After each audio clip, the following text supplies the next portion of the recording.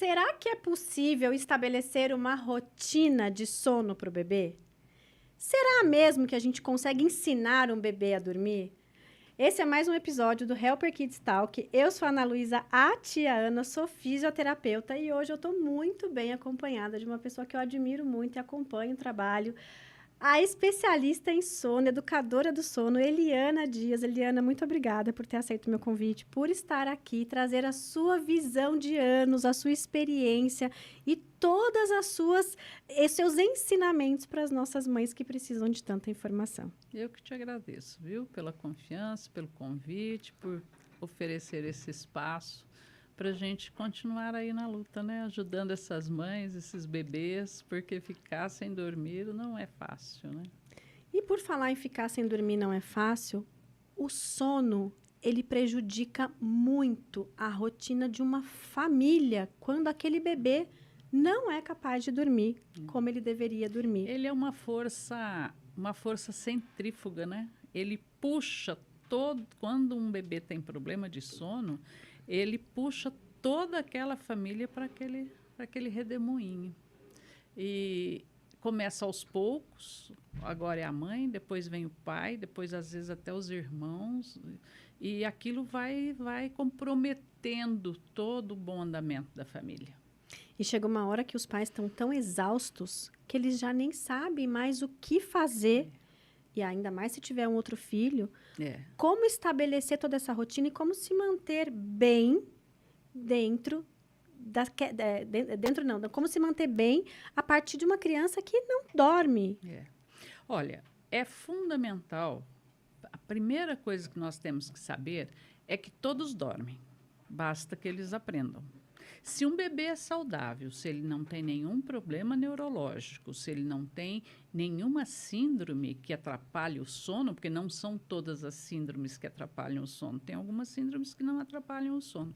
Se ele é um bebê saudável que não tem nenhuma implicação deste tipo, não tem por que não dormir. Todos dormem, basta que a gente ensine. Então, isso é muito importante, né? Que você acabou de dizer, basta que a gente ensine.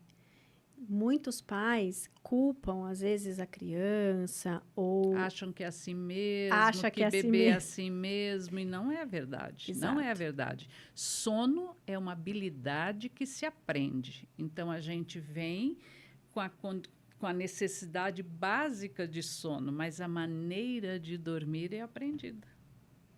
Acho que como tudo na vida, né? Se a gente tem um adulto que se dedica a estar ali, a ensinar, claro que ele também precisa desse aprendizado, e estabelece essa rotina com a criança, fica mais fácil. Mas mesmo assim, muitos pais dizem que o bebê não dorme. Como é que a gente estabelece isso? Que já fez de tudo. Lá no meu perfil, eles chegam e dizem assim, não, Eliana, eu já fiz de tudo. Eu digo, não fez. Se você tivesse feito, ele estaria dormindo. Pode acreditar que você não fez de tudo. Mas eu não sei mais o que eu posso fazer. Está exatamente aí o problema. É não saber o que fazer. Existe uma forma de fazer. E ela é normal, natural, é um processo natural de ensinamento. Problema de sono é comportamental. Isso. A não ser que seja nos primeiros meses de vida, 1 mês, 2 meses, 3 meses, que tem ali um refluxo, uma cólica, uma PLV interferindo. Passou isso, se a criança não tem nada, é comportamental. Então, até os 3 meses, é difícil da gente conseguir estabelecer essa rotina ou não? Não é difícil. Se o bebê está bem, a hora de começar a conduzir esta criança, eu evito falar em ensinar, porque parece que é um treinamento, e não é, né? Então, se o bebê não tem nenhuma outra implicação de saúde, nada disso, a hora de começar a conduzir o bebê é desde o momento que ele nasce. Que fantástico isso. Porque isso é o nosso comportamento, é o nosso comportamento que vai formar o comportamento de sono dele. Educação, sono é consequência, sono é consequência de tudo aquilo que você faz. Se você faz direitinho, ele vai dormir bem. Se você não faz direitinho, não conduz de forma adequada, ele não vai dormir bem. É só isso. Fantástico isso, comportamental, e a gente pode ensinar os bebês desde o primeiro dia de vida, assim como a gente pode pôr no chão desde os primeiros dias de vida, a gente pode ensinar... Assim como a gente não ensina a mamar já a partir da maternidade, Perfeito. dormir é a mesma coisa. Comer é uma habilidade que se aprende. Não tem tantos bebês com alimentação comprometida porque a introdução alimentar não foi correta, não foi feita de forma adequada. O sono é a mesma coisa. E quando a gente fala desses bebês dos primeiros 3 meses, né? Porque cada fase a gente vai ensinar de uma maneira, né? De uma forma. Cada fase de uma forma. Nesse período, os pais têm, né, essas orientações para conduzir o sono do bebê nesses primeiros 3 meses, que muitas coisas, as quais você citou, podem acontecer. Isso. Então, nesses 3 meses, a gente pode dizer que oscila em alguns momentos esse sono, porque de repente acontece um refluxo, descobre uma PLV. Isso, pode oscilar, sim. Um bebê com APLV ou com refluxo, ele vai ter... Ninguém dorme com dor, né? Se é um refluxo patológico aí, se é um refluxo fisiológico, ok, mas um refluxo patológico, o bebê não vai dormir, né?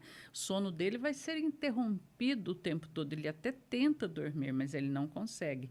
E, mais uma vez, sono é consequência. Se tem algo interferindo, algo negativo interferindo, o sono dele vai ser negativo também.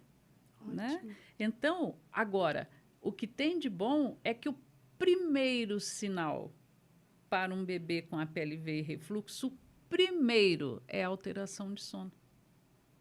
Olha que incrível isso. É o primeiro. Não existe bebê com APLV ou refluxo sem alteração de sono. Que dorme bem, né? Como é que ele vai dormir bem assim, não né? Tem, não existe. Ele pode não ter diarreia, ele pode não ter sangue nas fezes, mas dormir ele não vai dormir. Então, quando as mães chegam para mim e dizem assim, Eliana, parece que de um dia para o outro ele virou uma chavinha. Ele vinha bem e virou uma chavinha. Eu falo, opa, é bem assim que acontece, né? Então, hoje nós temos bebês com 12 dias apresentando a PLV, já sendo possível diagnosticar uma PLV. Então, esse bebê não vai dormir. Por quê? Porque ele tem um problema de sono. Agora, ele tem um problema que impacta no sono. Agora, por causa disso, então, eu não preciso conduzi-lo a dormir nos momentos que ele não está passando mal, ou que ele não está com dor, ou que ele não está com refluxo? É possível, sim. Eu tenho 2 netos, né, com refluxo e que dormem super bem. E outra coisa que impacta também nesses primeiros meses de vida, que impacta na amamentação, é o próprio torcicolo, que eu trabalho bastante, né? E a gente vê que impacta muito, né? Também no sono do bebê. Impacta. Vai impactar na amamentação? Vai. Mas vai impactar também no sono. Aquele bebê irritado, que sempre está na mesma posição e aquilo ali também incomoda, porque ele não tem movimentação para isso. Exatamente. E a gente tem mais uma coisa que vai impactar no sono. Então, o sono é consequência. Se aqui está tudo bem, então, se um bebê chega ao 3º, 4º mês e a gente percebe que com os ensinamentos este bebê não evolui, pode buscar que algo tem aqui impactando neste sono. A nossa sorte é que a grande maioria é só um problema de sono mesmo. Né? Ótimo. A grande maioria é só um problema de sono. E quando a gente tem descartado qualquer impactos que sejam patológicos na criança e a gente entra na família, a gente tem também esse comportamento dos pais interferindo nesse sono da criança? Com certeza. A criança, ela é o resultado daquilo que a gente ensina para ela, da forma como a gente conduz. Então, vamos lá. O bebê nasce sem saber nada. Tudo que ele aprende somos nós e o meio que ensina, né? Existe já a célebre frase aí, o homem, né, é produto do meio. Nem me lembro quem é o autor dessa frase, mas não sei se foi Aristóteles. Não me recordo também o autor. O homem é produto do meio. Pois bem, este bebê vai crescendo, ele vai se desenvolvendo naquele meio e com aquele comportamento. Então, se eu ensino o meu bebê a só dormir balançando a partir do momento que ele nasce, é o que ele vai aprender. Quando ele estiver pesando 7 quilos, 8 quilos, 9 quilos, 10 quilos, você vai ter que estar balançando para que ele durma. Ele dorme, você põe no berço. Quando ele acorda, ele precisa disto para voltar a dormir. É o que a gente chama de associação negativa de sono. Né? O bebê que só dorme no peito e que todas as vezes que por alguma razão ele acordou, a mamãe voltou ao peito. Ele vai precisar disso todas as vezes que ele aquele micro despertar. Agora, é o peito que é negativo? Não. É a associação, é o hábito que não permite que ele durma. E eles são espertos, né? Eles sabem. Se eu ficar ali, claro, é mais quentinho. Eu tô com o cheiro da minha mãe, mas ali não é o ambiente. E ele aprendeu assim, porque um bebê que você ensina desde o início a não dormir assim, ele não fica no colo. Se ele acorda à noite por alguma questão, por alguma razão, ou para você dar um remedinho, ou porque está gripado, você resolveu o problema dele, ele se joga para o berço. Eu tenho certeza que aqui nós vamos ter mamães ouvindo a gente que vão entender o que eu estou falando, Perfeito. Vão reconhecer esse comportamento. Eles não ficam, eles não querem. Por quê? Porque eles entendem, porque eles aprenderam, porque eles desenvolveram esta autonomia para dormir. E que o berço é o local dele dormir. Não, isso é incrível, porque são vários relatos que a gente recebe no dia a dia quando a gente trabalha com bebê. Ele só dorme no peito, eu coloco no berço, ele não vai. E as mães esquecem que realmente foram hábitos que não foram saudáveis, que foram hábitos negativos para que realmente a criança tivesse essa autonomia do sono. Olha, um bebê, ele nasce e até os 6 meses ele muda mensalmente. Tanto de rotina, como de rotina de sono, como a rotina alimentar, os intervalos de soneca, ele muda até os 6 meses. A rotina alimentar nem tanto, porque ela é mais fixa, né, do que a rotina do sono. A partir de 7 meses, ele tem capacidade de estar dormindo a noite toda. Um bebê de 7 meses em diante dorme a noite toda. Ou deveria dormir a noite toda, né? Ele tem capacidade para dormir a noite toda. E, Eliana, falando das sonecas que você acabou de citar, a gente sabe que nesses primeiros meses eles dormem muito, inclusive tiram várias sonecas durante o dia. Mas tem bebês que os pais também falam o quanto é difícil e que a soneca, muitas vezes, mais uma vez, nos hábitos que não são os adequados. No colo, que quando vai para o berço, eles não ficam mais do que 10 minutos. Então, para que o bebê consiga fazer uma soneca de pelo menos 30 minutos, os pais ficam com o bebê no colo. E aí a gente vai ter isso durante o dia acontecendo nas sonecas, que vai impactar na família inteira, porque a mãe ou o pai vai ter que ficar à noite com o bebê no colo. Olha, um bebê só não para no berço em algumas condições. Ou ele tem refluxo, ou ele percebe uma diminuição do leite da mamãe, eles ficam em estado de vigília, em estado de alerta, e aí ele não quer sair de perto. Ele sabe, né, instintivamente, que é ali o local onde ele se alimenta. Então, ele não quer sair de perto. A natureza é maravilhosa. Se ele não precisa estar com fome. Se ele perceber uma diminuição de leite, as mamães podem prestar atenção. Tem um período aí da amamentação, por volta de 1 mês e meio, 2 meses, que a mamãe já está muito cansada, a produção cai no período da tarde. É aí que a gente chama de hora da bruxa, né? Quando chega 4, 5 horas que o bebê grita, chora, nada resolve. Ele já percebeu, ou ele está com fome, ou ele está percebendo essa diminuição do leite e ele não quer dormir em outro lugar, ele quer ficar ali. Então, essa coisa de bebê não parar no berço, ou é falta de adaptação, ou é fome, ou é refluxo. Só tem essas 3. A falta de adaptação a outra superfície é uma coisa que judia muito dos bebês.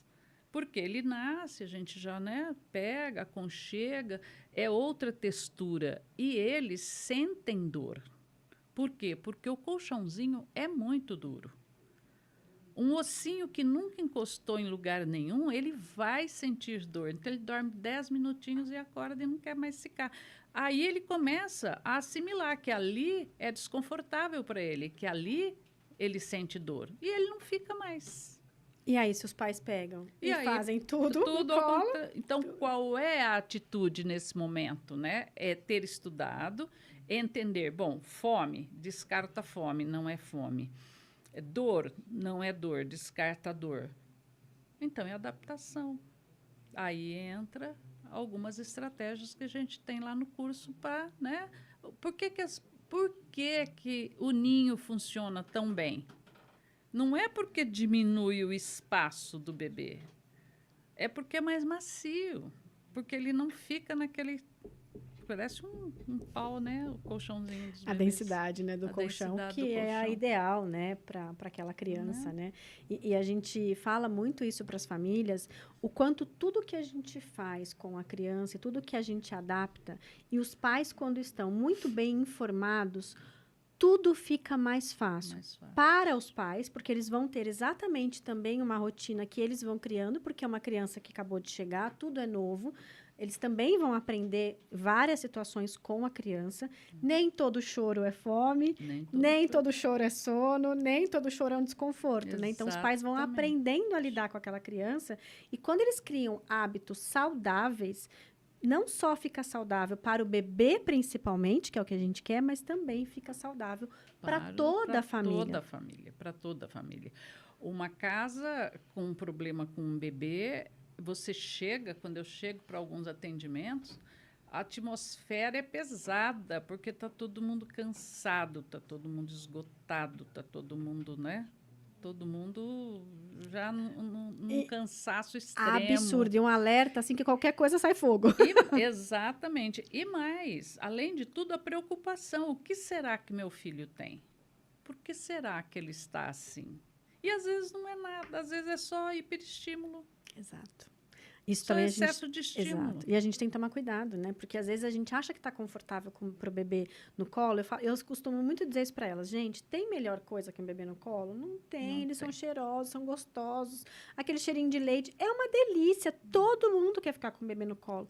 Mas a gente tem que tomar muito cuidado com esse excesso do colo. Porque isso também não vai causar bons impactos ao longo todo o desenvolvimento da criança. A gente sabe, né, o preço que a gente paga por falar isso na internet, né? A gente sabe.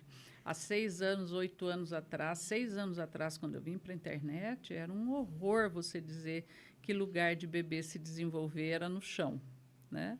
Hoje, ainda bem, com todos os profissionais sérios das áreas correlatas aí se posicionando, a coisa está um pouco melhor. Então, hoje já, né, a gente já vê as pessoas aceitando melhor. Mas eu cheguei a ouvir, se eu quisesse pôr meu filho no chão, eu tinha comprado um tapete, não tinha tido um filho. Absurdo, E né? aí isso dói na gente, porque você vê crianças aí com problemas de não ir para o chão, de não brincar, de não se relacionar, de não sair do colo. E aí, qual é a razão? Está cansado, está sem dormir e não tem o estímulo adequado. E o sono, né? Quando a gente fala do sono, muitas famílias entendem só aquele ato do dormir, né, Eliana? E a gente não tem que falar só do ato do dormir. Sim, é algo que vai acontecer, é algo que a gente quer que aconteça. Mas quando a gente fala do sono, a gente precisa lembrar que aquela criança que não dorme bem, o restante também não vai ficar bem. Não vai bem. O aprendizado não vai bem, o desenvolvimento não vai bem.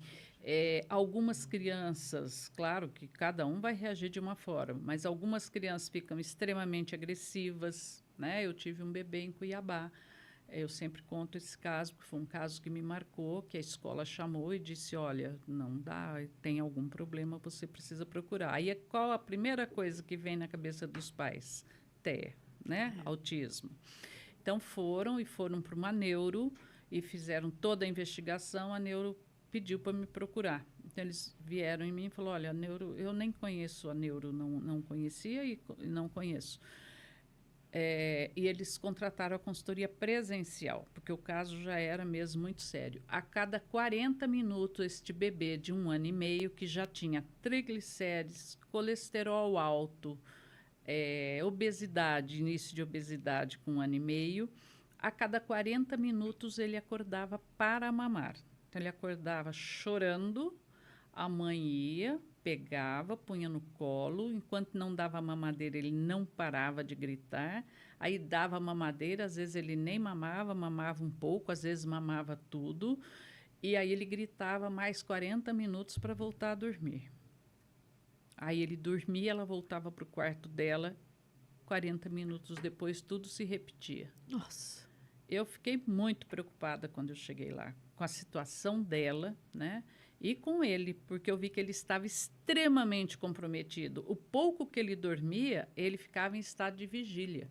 Então, ele se debatia demais, as perninhas se debatia muito, porque ele não entrava em sono profundo. Ele estava esperando acordar para voltar para o colo e mamar novamente. Só que chegava uma hora que a exaustão tomava conta e ele dormia. Foram 4 noites, assim. Eu reservei para ela 4, quando, na verdade, eu só fico 3 com ela. Eu fiquei 4 noites e depois eu trabalhei online com ela mais 40 dias. Foram 40 dias, eu vim embora com a câmera do quarto instalada no meu celular para continuar a observação. E ele, a partir do 15º, 20º dia, é que ele começou a relaxar. Então, esta criança foi a mais comprometida que eu encontrei em termos de sono. O sono estava prejudicando profundamente o desenvolvimento emocional dele. Então, ele batia, ele mordia, ele batia na mãe, batia no pai, batia nos amiguinhos, mordia, quebrava os brinquedos, não comia, não parava sentadinho para comer e estava obeso. Mas eram as mamadeiras da noite, né? À medida que o sono foi melhorando, desapareceram todos esses problemas.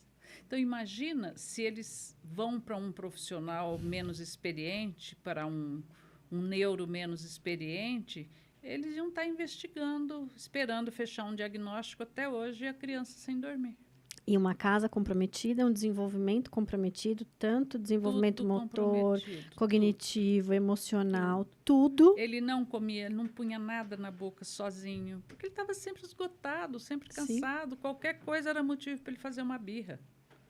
Qualquer coisa era motivo para ele se jogar no chão. Você vê que a hora que você está com o profissional certo, a pessoa olha para aquilo, detecta, faz todo o acompanhamento e as orientações adequadas que tem que acontecer.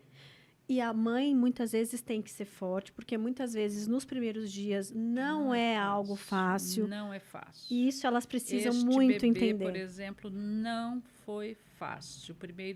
As 2 primeiras noites, eu passei em claro ao lado do bercinho dele.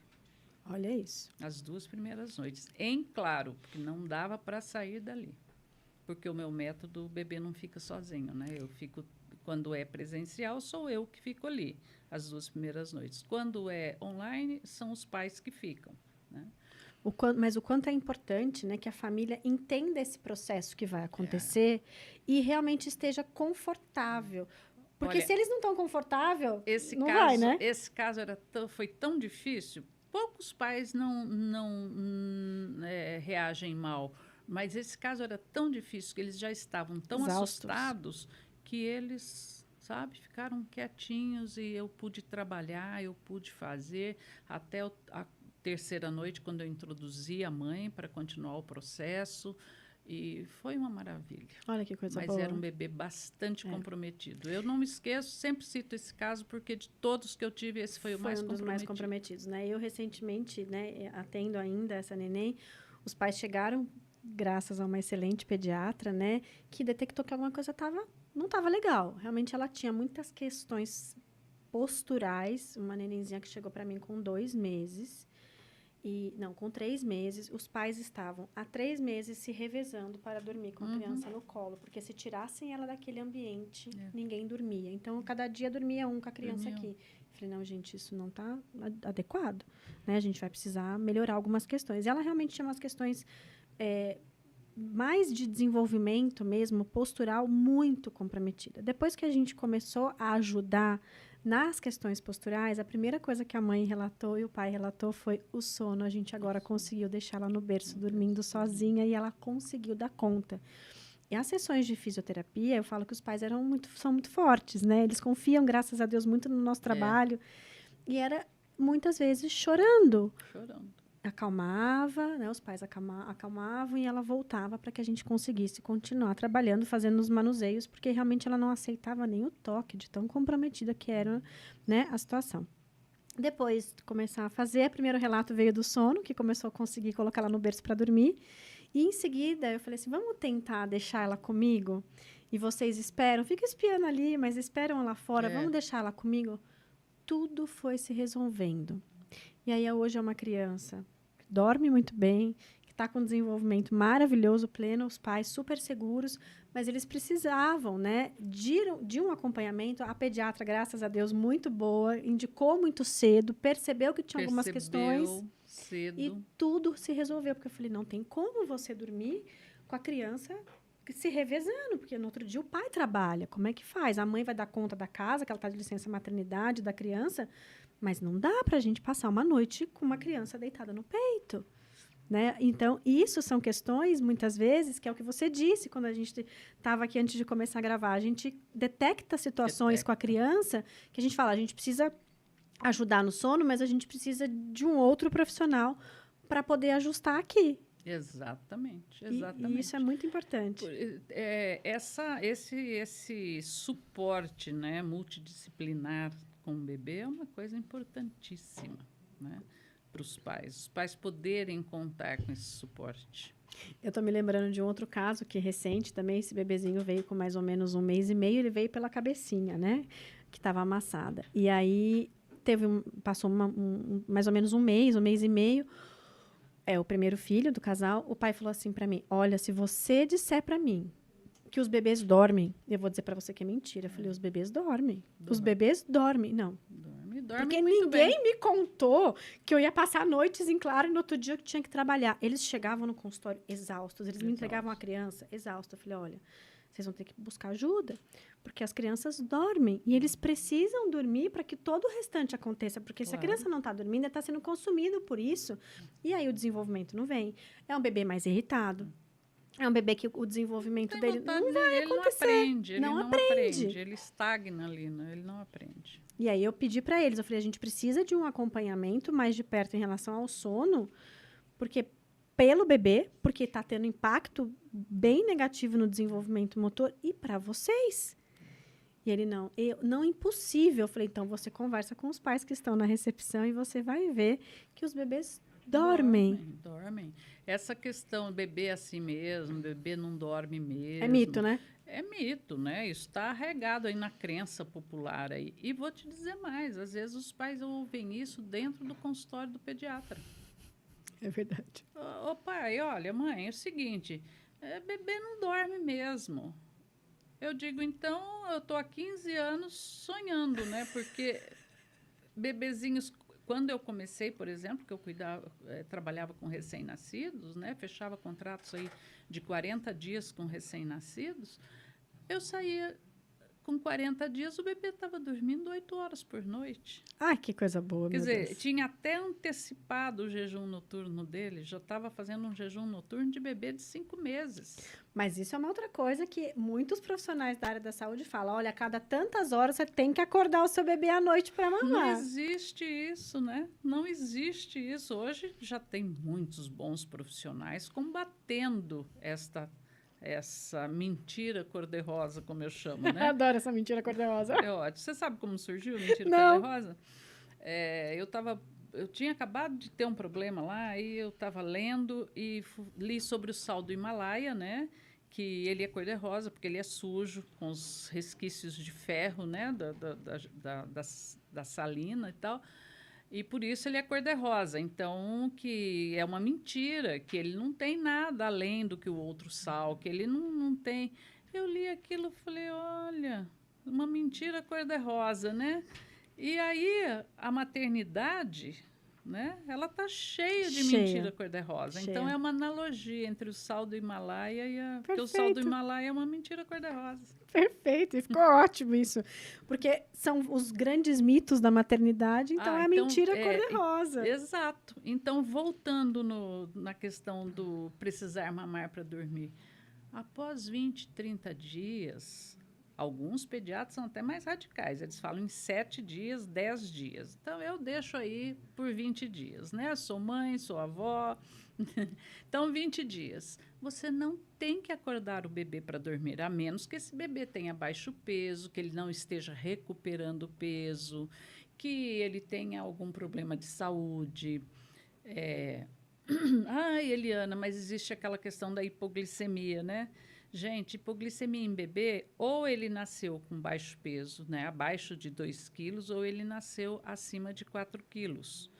E aí, em 7 dias, isso está resolvido. Não tem por que este bebê, a não ser que ele tenha algum problema endócrino. Então, voltamos a dizer, se ele tem boa saúde, se é um bebê saudável, não tem que acordar para mamar.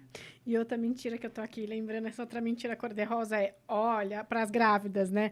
Aproveita para dormir, porque depois Como você se não vai sono dormir. você estocasse, né? Como se você fizesse um estoque, dissesse assim, olha, eu fiz um estoque 9 meses e agora eu posso ficar um Agora ano posso sem dormir. ficar sem É porque eu dormir. tenho um estoque de sono aqui. Não faz sentido, É. né? Aproveita para dormir, porque depois você não vai dormir mais. Isso é tão falado, né? É uma crença popular e que tanta gente fala sobre isso que quem tá grávida e vai ter neném Exato. acredita nisso. Claro que o primeiro mês, o bebê acorda de 2 em 2, de 3 em 3 horas para mamar. Ok, não temos como mexer nisso, é biológico. E aí tem uma série de coisas, né, intrincadas aí. É o desenvolvimento biológico, é a necessidade de acordar para mamar, para crescer, para engordar. Se ele está ganhando bastante peso, se ele está bem alimentado durante o dia, né, se essa amamentação ou que seja na mamadeira está correta, ele vai já começar a criar uma reserva. À medida que ele vai criando essa reserva, ele vai precisando dormir mais e comer menos à noite. Com 2 meses é um tempo, com 3 meses um bebê já faz 6 horas de jejum noturno. Com 4 meses, 7, com 5 meses, 8, com 6 meses de 8 a 9, porque às vezes eles dão uma paradinha, e com 7 meses de 10 a 12 horas de sono noturno. Pronto, ele próprio fez o desmame noturno dele. Precisou interferir? Não, não precisou. Precisou parar de alimentar o bebê à noite? Não, não precisou. Você foi seguindo as necessidades dele. Você foi acompanhando e seguindo as necessidades, atendendo essas necessidades dele. Agora, 7, 8 meses. Eu tenho bebês de 8 meses que as mães falam lá nas lives. 8, 9, 10, 13, 15, 16 vezes. O dia que a mamãe disse para mim que o bebê de 8 meses dela acordava 16 vezes para mamar, falei, chega, tá todo mundo proibido de falar mais do que 16 vezes aqui. Não é possível. É muita coisa, ele não dorme, né? Não, ele não dorme. Eu falei, não, seu filho não acorda 16 vezes para mamar. Numa noite de 8 horas, Ele não dormiu. ele não dormiu. Numa noite de 12 horas, ele não dormiu. Né? Então, eu falei, ó, se alguém aqui falar que o filho acorda 20, eu vou desligar a live, pelo amor de Deus. E tem sinais que os pais podem se atentar que tá chegando o momento daquela soneca ou que realmente tá na hora de colocar esse bebê para dormir? Existem esses sinais? Como que o bebê se comporta para que a gente observe, olha, eu tô achando que é sono? Pra gente, profissional, que tá todos os dias com o bebê, a gente já começa a falar, olha, tá com sono, o bebê dormiu? Sono, a gente olha pra carinha Pela dele, maneira tá com que ele sono. começa a coçar o olho, o jeito que o olhinho vai descendo, o chorinho, se tá chorando, fica um pouco diferente. Ou que ele fica muito elétrico. Muito Isso elétrico, também é um também sinal de acontece. sono. Quais são esses sinais que os pais precisam estar atentos? Olha, tá passando desse horário aí da soneca, ele já Tá. deu o sinal e você não fez nada. Olha, é muito fácil. Por quê? Porque hoje eu tenho, inclusive, um guia que eu desenvolvi para dizer para os pais os parâmetros de número de soneca por idade. Então, um bebê de 3 meses, ele faz 4 sonecas por dia. De tanto a tanto tempo. Isso a gente não delimita, é o bebê quem demonstra. Mas ele faz 4 sonecas por dia. E é aproximadamente o quê? 30 minutos cada uma? Faz Aproximadamente. mais. Mais? Às vezes ele faz uma de 40 minutos, 2 de 1 hora, Ótimo. uma de 1 hora e meia. Cada um vai ter um padrão. Aí é onde os pais, com conhecimento, com a informação, vão observar o bebê e vão saber qual é o padrão de sono daquele bebê. Com 5 meses, ele faz só 3 sonecas. Raríssimo. Se o seu bebê, com 5 meses, está fazendo 4, 5 sonecas, a rotina não está correta. A rotina não está certa, não está adequada. Se não está adequado, vai impactar no desenvolvimento. Vai impactar no desenvolvimento. Então, o que você faz? Você junta o conhecimento de saber como o seu filho expressa o sono, mais a janela de sono, que é o intervalinho acordado entre uma soneca e outra. Um bebê de 3 meses fica 1h30, um bebê de 5 meses fica 2h30 acordado. Por isso que ele só faz 3h30. Então, é muito simples. Agora, precisa ter o conhecimento. Então, se você olha para o seu bebê e fala, ele não está demonstrando sono, mas se já faz 2h40 que ele está acordado e ele tem... Está na hora dele dormir. Você põe no berço, ele vai dormir. Reconheça isso, né? Saiba realmente qual é esse padrão desse sono dessas crianças. Então, você junta o conhecimento da quantidade de sonecas por dia, mais o intervalo, né? E os sinais que seu filhinho dá, que um coça o olhinho, o outro puxa a orelha, o outro fica extremamente elétrico, né? O outro fica com o olhar paradinho, o outro começa a choramingar. Cada um tem um jeitinho de demonstrar que está com sono. Porque o cérebro acorda, vai, cansa e precisa dormir de novo para descansar. Vai, acorda e dorme de novo para descansar. Agora, imagina um bebê que fica acordado o dia todo. Não. Mas aí tem uma outra fala, né? Que vem mais um mito aí cor-de-rosa, né? Que o bebê, se ele dormir muito durante o dia, ele não vai dormir durante a noite. É verdade. Se eu deixar o meu bebê tirar 3 sonecas de 2 horas com 5 meses, ou de 3 horas com 5 meses, realmente ele não vai dormir à noite. Acontece que isso não é assim que acontece. Da onde que vem essa mentira cor-de-rosa? É aquele bebê que já não dorme à noite porque está com mau hábito, e aí passam a deixar o bebê acordado durante o dia para que ele durma à noite. Aí ele não vai dormir nem de dia e nem à noite. Porque olha o processo. Nem remédio, nem melatonina que os pediatras estão dando para bebê tem feito os bebês dormirem à noite. Por quê?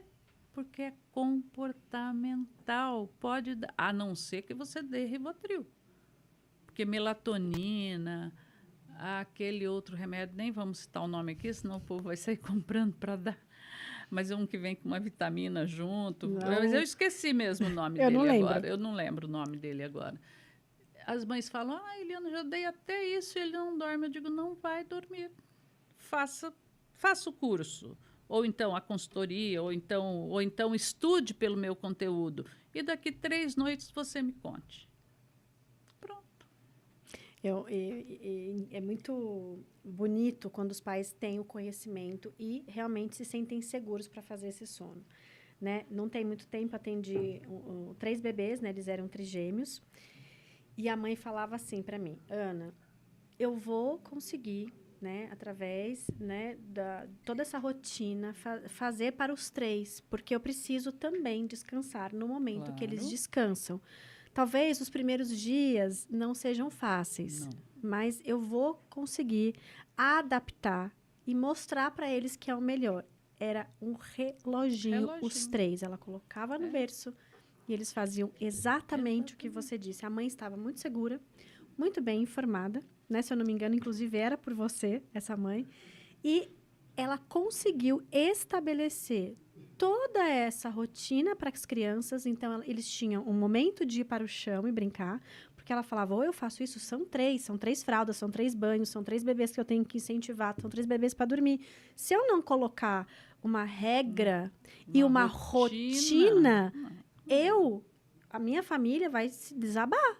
Porque como é que a gente vai fazer? Desaba. E é exatamente o que ela conseguia fazer. Colocava no berço, eles tinham a hora para dormir, tinham a hora para acordar, porque ela sabia qual era o tempo da soneca que essas crianças tinham que tirar e o horário que ele ia dormir à noite. E aí, me conta uma coisa, Eliana. Quando a gente fala, né, da criança estar ali no chão, brincando, se desenvolvendo, o sono estabelecido, ou talvez não tão estabelecido assim, mas vamos dizer que está ali quase lá. Os pais podem ficar brincando com o bebê, hiperestimulando, ou brincando muito com essa criança depois das 6, 7 horas da noite? Tudo depende da idade. Ótimo. Não vai fazer isso com um bebê de 2 meses, com um bebê de 3 meses, mas com um bebê de 2 anos, aquela coisa de apagar a casa às 6 horas da tarde não faz sentido. Perfeito. Sabe? Eu chego em algumas residências, quando é presencial, tá o pai lá, coitadinho, ele não pode ligar a TV da casa. Não pode fazer barulho. Não, a criança tem 2 anos, tem 1 ano e meio, não tem essa necessidade. Porque as mães estudam lá quando o bebê nasce, que questão de luz, de excesso de luz, que tem que apagar tudo. Há poucos dias, muito engraçado, né? Porque no meio disso tudo vão surgindo as brincadeiras, né? E as coisas engraçadas. Uma mãe, no meu grupo lá das mentoradas, Eliana, o meu bebê tá tudo certo com ele, tudo certo. Dorme, tá.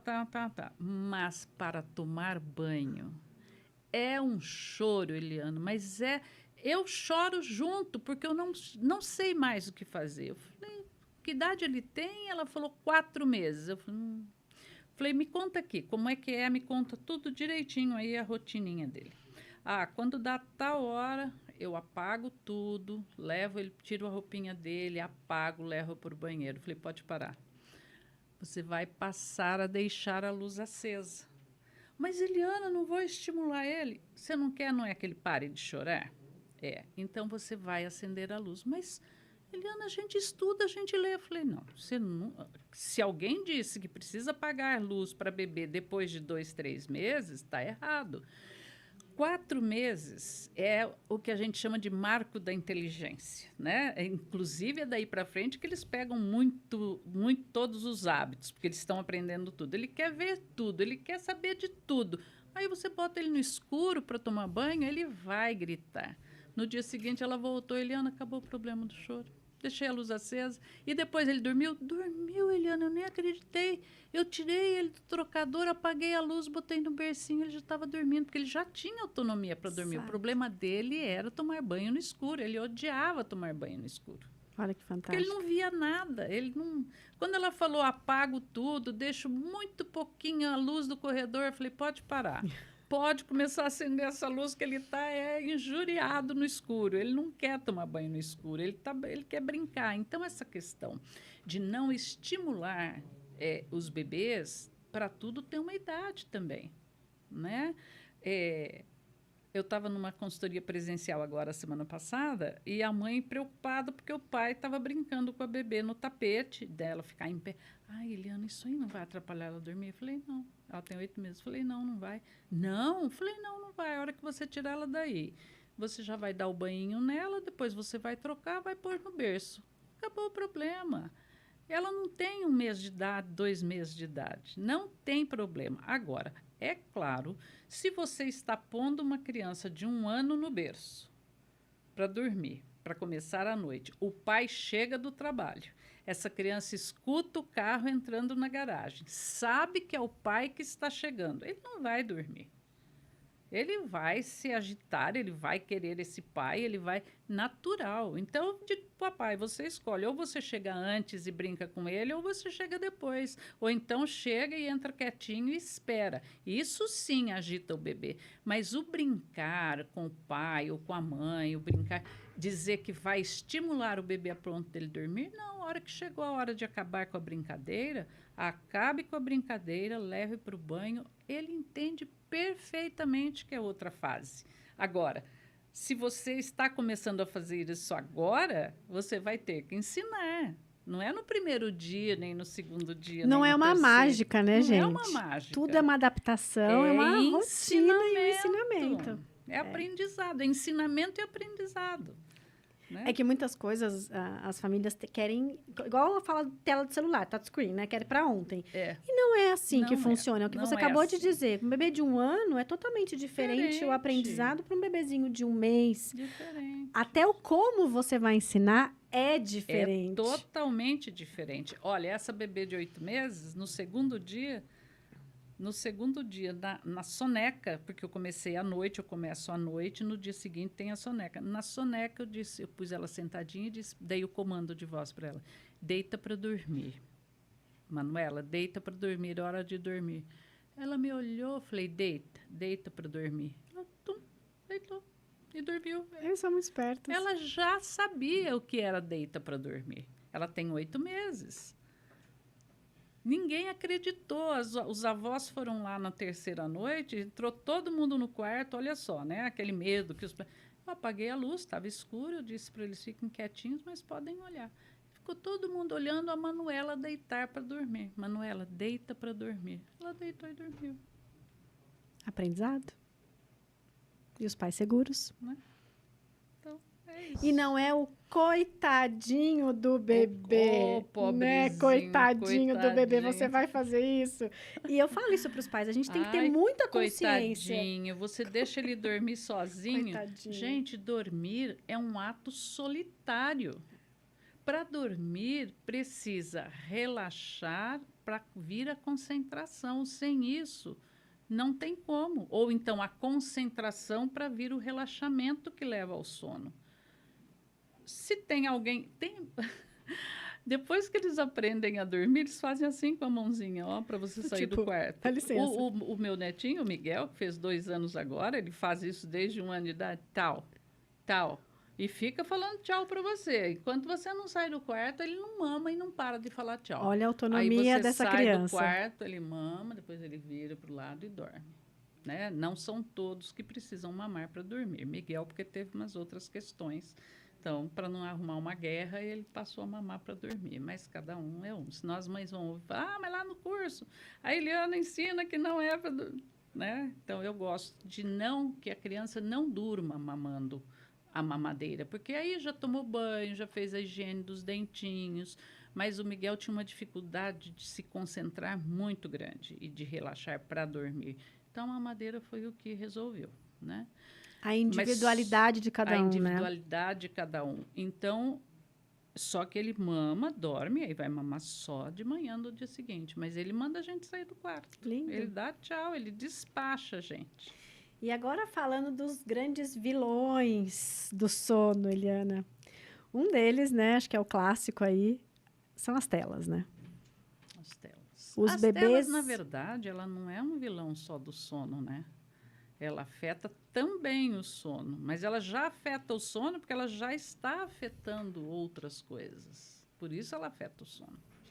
E tem muitas famílias que, inclusive, nesse momento aí, que já deveriam estar nessa rotina para que a criança já tenha essa adaptação para o dormir e essa autonomia para o dormir, entrega-se um celular. Entrega um celular. E aí, o que acontece com essa criança, que esses vilões aí do sono? Que não é só o sono, eu né? tenho um posicionamento muito meu, muito meu, tá? Você cresceu vendo televisão. A minha filha, não sei a diferença de idade de vocês, mas a Alessandra é uma pessoa, foi uma criança que assistia televisão. A Alessandra acordava de manhã, fazia a tarefa dela. Entre 11 e meio-dia, ela assistia a Xuxa. 10h30, acho que eram 10 horas que começava o programa da Xuxa. Também assistia. 10 horas, 10h30, começava o programa da Xuxa, assistia. 11h30, meio-dia, tomava banho, almoçava e ia para a escola. Pronto. Chegava da escola, tinha lá os afazeres, às vezes tinha outras coisas para estudar e tal. Depois assistia mais um pouco de televisão. Como que uma criança assiste televisão? Passiva, ela está aqui assistindo a televisão. Desde que ela tenha se movimentado, ido para a escola, brincado, correu no recreio, tudo, ela já fez a sua atividade física, né? Então, ela está ali assistindo a TV, mas ela não está interagindo com essa TV, ela é passivo. Mas o celular é um veneno. Porque o celular... Porque se nós formos jogar todas as telas no mesmo patamar... O problema não é o tempo da TV, o problema não é a TV, o problema é como você administra este tempo para esta criança assistir TV.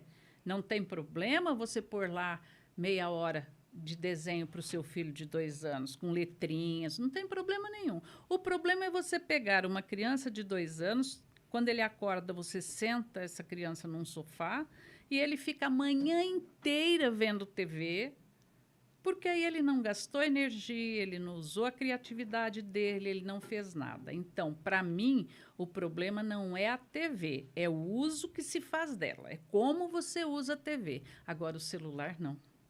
O celular, ele é maléfico, porque a criança, ela interage. Com 1 ano e meio, eles sabem pular vídeo, eles pulam. Quando entra propaganda, eles batem o dedinho, eles fazem assim, ó. Eles já manuseiam o celular. Ah, mas ele é muito inteligente porque ele faz isso. Acham que é inteligência. E é inteligência, só que eles não sabem que eles estão matando quantos milhões de neurônios ali. É isso. Por quê? Aquele vídeo começa a demorar, já não serve mais para ele já pula para o outro, daí ele pula para o outro, ele pula para o outro, e o cérebro dessa criança vai entrando em... Aí pronto, acabou. E muitas vezes a família, por N motivos, não proporciona para a criança o desenvolvimento adequado, estar no parque, né, pisar na terra, pisar na grama, pisar no barro, fazer o que a criança precisa fazer, subir morrinhos, escalar, escorregador, enfim. Necessidade básica. Comer, dormir e atividade física. São essas 3. Se você atender essas 3 atividades da criança, o resto ela se desenvolve. Mas se uma dessas ficar prejudicada, vai prejudicar todo o resto. Então, uma criança que não sai do sofá da frente da televisão, como esse menininho que eu te contei... Como tem vários. Né? Se ele não faz atividade nenhuma, ele vai ser prejudicado. Mas aí o problema não foi a TV, foi a administração do tempo desta criança em frente à TV. Porque se nós formos pegar a TV e dizer, então, o que nós vamos falar para a geração, para a sua, para o meu filho, da minha filha? Todos eles assistiram TV. E ninguém ficou comprometido por isso. Então, a gente não pode ser radical, porque a hora que a gente pega e joga tudo no mesmo balaio, a gente deixa de ajudar os pais, porque é claro que tem mãe que, para fazer um almoço, ela precisa pôr ali um desenhozinho de meia hora para uma criança de 2 anos, para ela ter paz para fazer um almoço. E ela, muitas vezes, se sente segura com aquilo. E aí ela fica, meu Deus, meu filho vai ficar doente, meu Deus, eu vou atrapalhar o desenvolvimento do meu filho. Não, gente, bem orientado, não tem problema. O problema é o bendito do celular. Então, esse é um posicionamento meu. Eu quero até pedir desculpa aí para outros profissionais que defendem que nem televisão é para criança ver. Eu não penso assim. Não dá para ser radical, né? Eu acho que radicaliza. E aí, então, como que eu vou convencer? Olha só, como que eu vou convencer uma mãe que tem 25, 26, 30, 35 anos hoje de que a televisão é maléfica para o filho dela, se ela cresceu vendo televisão? Ela via televisão, mas ela via aquilo que os pais determinavam. E ela brincava, ela ia para a rua, ela estava na escola fazendo atividade física. Todas as outras coisas estavam envolvidas. Então, e não que a gente tem não é hoje. A TV, é o uso que se faz dela, é a forma como a gente usa. Agora, o celular, não. Tudo que puder evitar celular é não, desde a primeira vez. É não, não e não. E ponto final. Até porque quem conduz tudo isso são os cuidadores, não é a criança. Não é a criança. É igual quando o pai e a mãe falam assim pra mim, é um bebezinho de 4 meses, mas ele só quer ficar em pé. Desculpa. Não, ele não só quer ficar em pé. Você está permitindo com que ele fique em pé, porque ele só vai fazer o que você permitir. E é isso. Um bebê de 8 meses só vai estar no celular se você permitir. Né? É igual a história, só quer dormir na minha cama.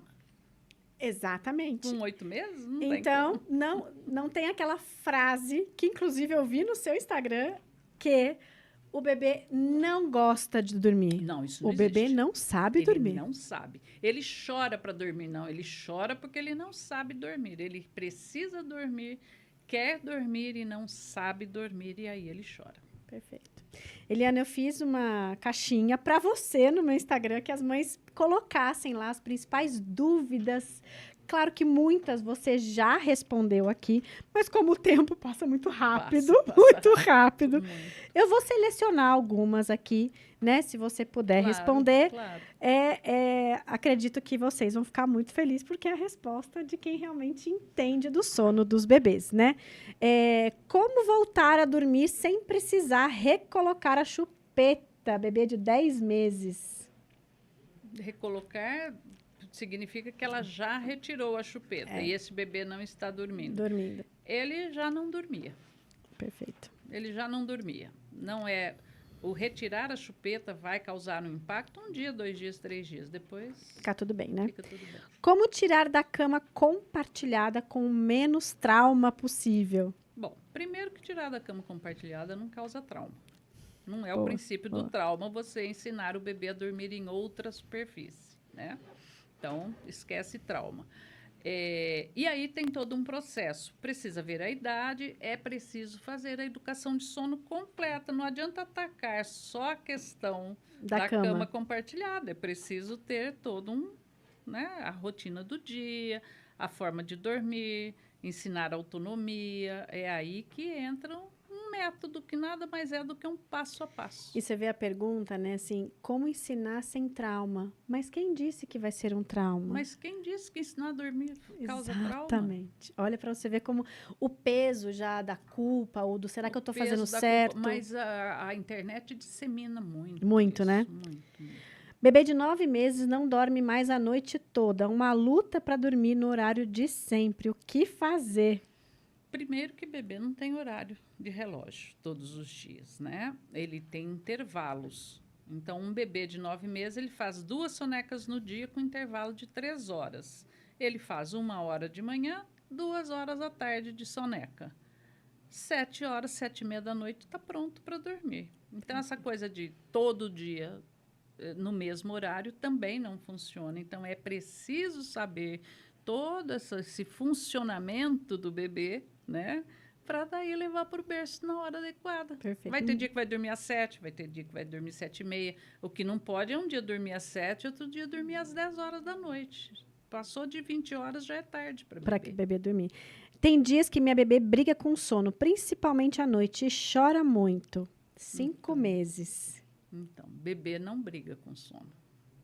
Depois de tudo que a Eliana conversou aqui com a gente, orientou, gente, quantas coisas vocês já têm de informação e, além disso, no Instagram dela, né, as mentorias, os cursos da Eliana, para que você realmente consiga cada vez mais ter informações para que você tenha essa rotina e você faça esse hábito com o bebê de vocês. Com 5 meses, precisa dar uma boa investigada, uma boa observada o que é que está causando esse comportamento nela.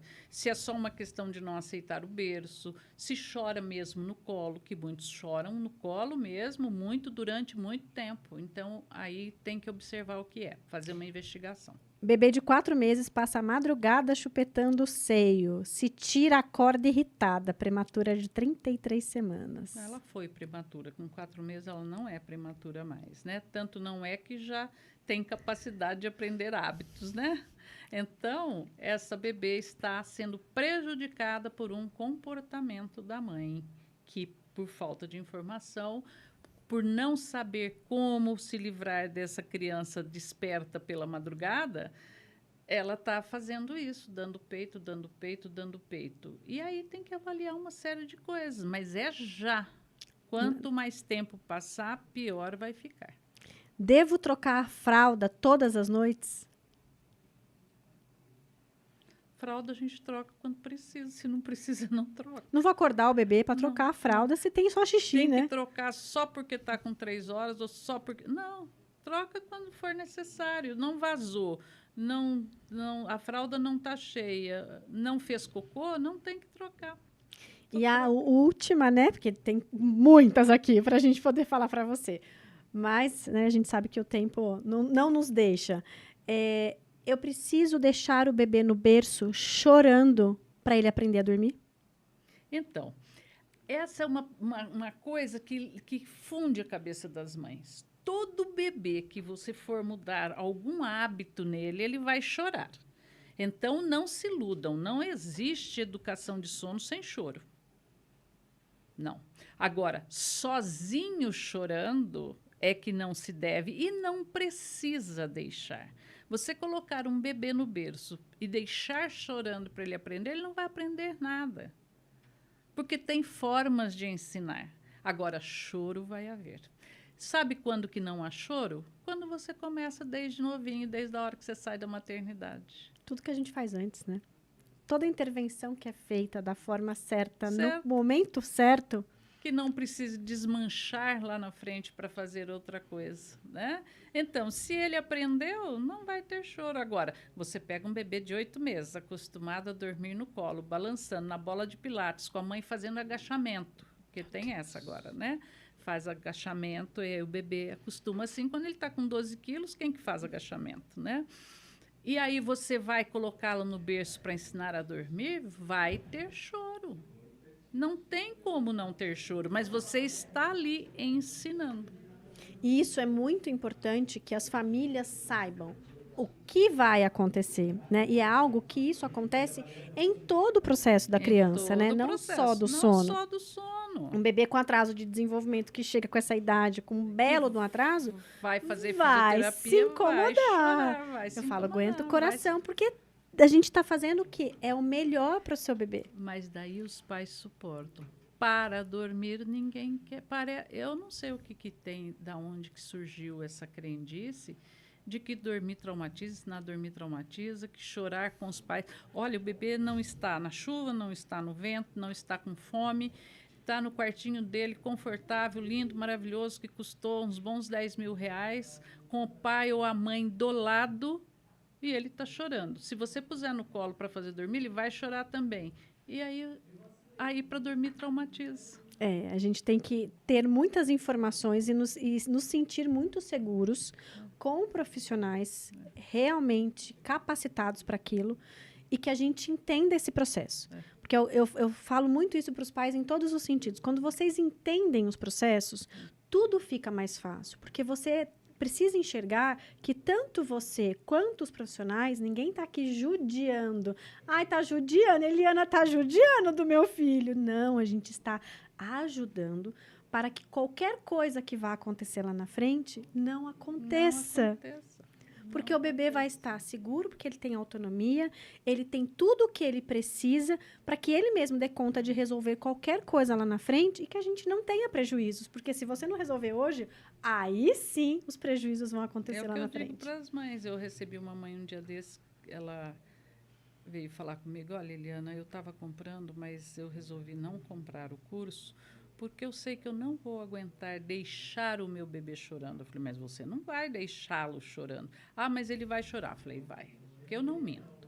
Porque é um tal de ensinar método gentil por aí, mentindo que o bebê não chora. Eu digo, olha, Eliana, como que eu faço para o meu bebê não chorar? Eu não sei. Se você souber, o dia que você aprender, você me conta, porque eu realmente, com 15 anos de profissão, eu não sei, né?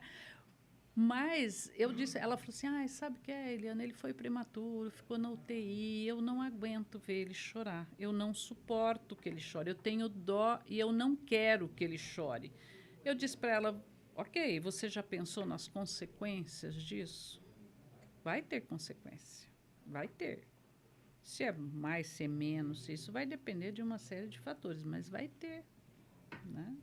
E isso vale para tudo, né? Então, tudo. Os pais precisam ter muito essa consciência, porque depois a gente começa a ouvir muito, quando eles são um pouquinho maiores, várias coisas que estão acontecendo, e quando a gente volta, né? Quando a gente faz a avaliação e a gente volta, você vai ver que estava tudo aqui atrás. Tudo aqui atrás. Tudo. É o que eu digo, os problemas de sono, eles são inúmeros na infância, na adolescência, até na fase adulta. Acontece que quando o resultado vem, já está tão distante daqui que os pais não fazem mais essa ligação. Mas se a gente que vai investigar, o profissional que vai investigar, vai detectar que se tivesse sido resolvido aqui atrás, hoje não estaria passando por aquilo.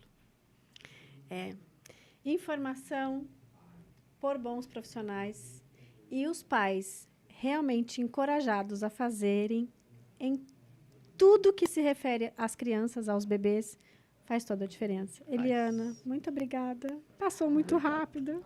Deus Passa abençoe. muito rápido, né? Companhia boa é sempre assim. E Obrigada. o assunto é apaixonante, Maravilhoso, né? né? Falar de bebê... Tem coisa melhor que falar de bebê? Ah, coisa mais linda. Obrigada. Obrigada a Obrigada você. mesmo por ter vindo. Obrigada por todos os seus ensinamentos. Que Deus continue Os te seus também, você abençoando sabe, muito. né? O quanto eu Obrigada. sou sua fã. Obrigada.